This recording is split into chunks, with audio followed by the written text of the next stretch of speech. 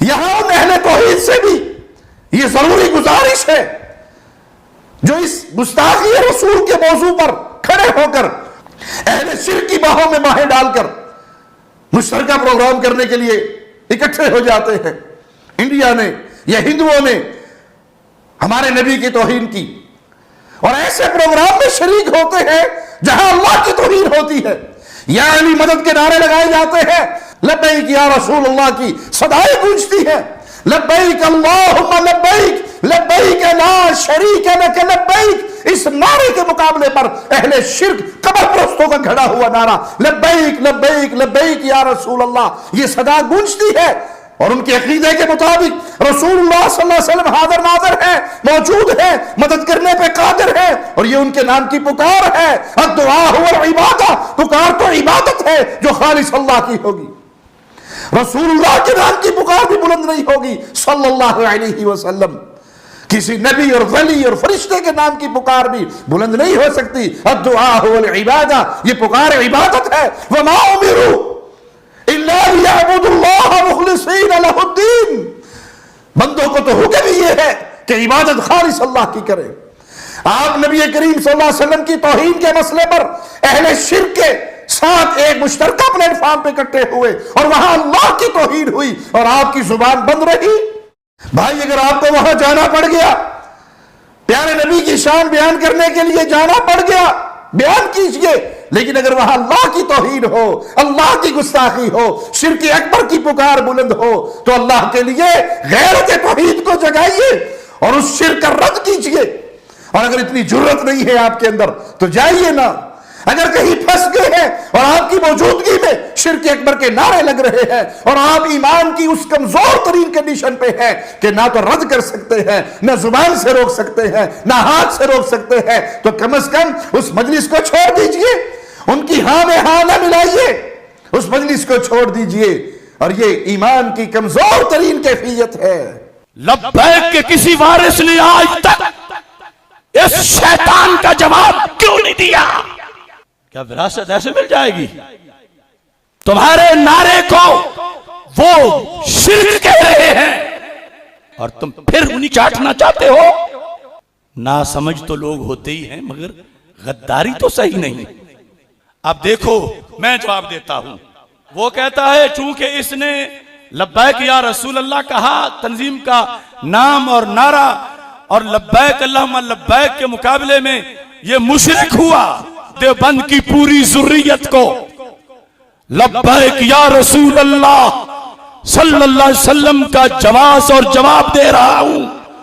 سورج مغرب سے طلوع ہو سکتا ہے, کوئی حیاتی مماتی دیوبندی وہابی یزیدی انشاءاللہ قیامت تک لبیک کے نعرے کا جواب نہیں دے سکے گا. لبیک یا رسول اللہ لبیک لبیک لبیک یا رسول اللہ لبیک لبیک لبیک یا رسول اللہ لبیک لبیک لبیک یا رسول اللہ لبیک لبیک لبیک یا رسول اللہ لبیک لبیک لبیک یا رسول اللہ لبیک لبیک لبیک یا رسول اللہ لبیک لبیک لبیک یا رسول اللہ لبیک لبیک.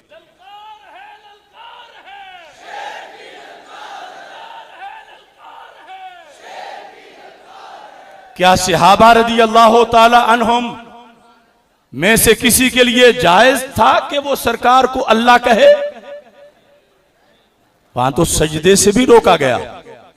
جو دین سرکار کی ظاہری حیات میں تھا وہی بعد میں آج بھی ہے. میرے رب کا نہ کوئی زمین پہ اوپر جو ہو ان میں سے کوئی شریک ہے اور نہ ہی دنیا میں سے جو چلے گئے ہیں ان میں سے کوئی شریک ہے. جب صحابہ میں سے کسی نے میرے آقا علیہ السلام کو اللہ نہیں کہا تو ہم بھی اللہ نہیں کہتے. جب صحابہ نے میرے نبی علیہ السلام کو بار بار بار بار بار لبیک یا رسول اللہ کہا تم آج بھی لبیک یا رسول یا رسول اللہ لبیک لبیک لبیک یا رسول اللہ لبیک. اب دیکھیے یہ حدیث نمبر بخاری شریف کی 128 ہے. حضرت انس بن مالک رضی اللہ تعالیٰ عنہ کہتے ہیں، سند ہے پوری صحیح ہے، ہر حرف کا میں ذمہ دار ہوں.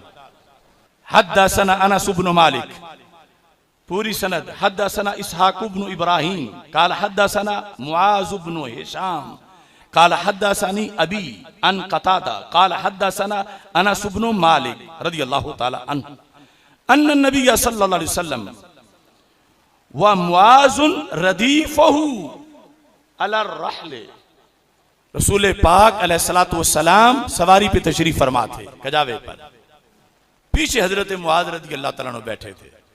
کیا شان ہے معاذ تیری. میرے آقا صلی اللہ علیہ وسلم نے فرمایا اس طرح سواری پہ بیٹھے ہوئے، تصور تو کرو. قال یا معاذ ابن جبل قال لبیک یا رسول اللہ صلی اللہ علیہ وسلم.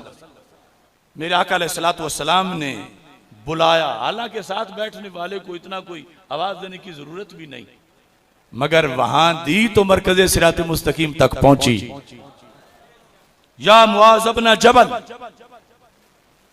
قال کس نے کہا؟ حضرت معاذ بن، سنا کس نے؟ سب سے بڑے توحید پرست نے. کہا کیا؟ لبیک یا رسول اللہ صلی اللہ علیہ وسلم. اگر اللہ کے سوا کسی کو لبیک کہنا شرک ہوتا، بدعت ہوتا، کوئی ہلکی سی غلطی بھی ہوتی، تو میرے نبی علیہ السلام سے بڑھ کے دین کا محافظ کون ہو سکتا؟ سرکار نے جیسے سجدہ کرنے سے روک دیا تھا جب صحابہ نے اجازت مانگی تھی کہ محبوب دل چاہتا ہے آپ کو سجدہ کریں، تو یہاں بھی روک سکتے تھے سرکار کہ معاذ مجھے لبیک نہ کہو.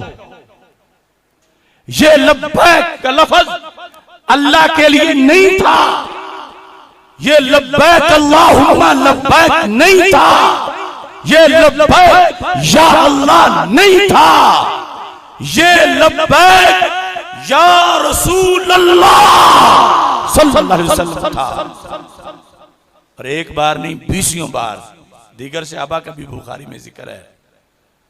تو اگر تلبیہ سے ٹکراؤ ہوتا تو سرکار فرماتے معاذ اتنا جلد دین بھول گئے ہو.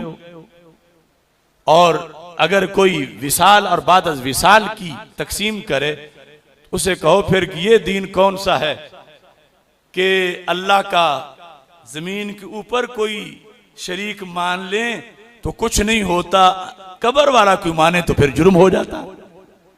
حیات موت کا فرق کرنے کا تو ہی مطلب بنتا.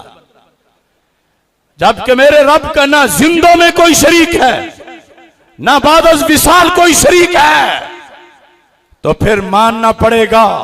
لبیک یا رسول اللہ صلی اللہ علیہ وسلم کا نعرہ ڈی چوک میں نہیں کھڑا گیا، فیض آباد میں نہیں کھڑا گیا، یہ مکہ مکرمہ مدینہ منورہ میں پڑھا گیا ہے اور قیامت تک کے لیے اس کو پڑھایا گیا ہے. یا رسول اللہ لبیک لبیک لبیک یا رسول اللہ لبیک لبیک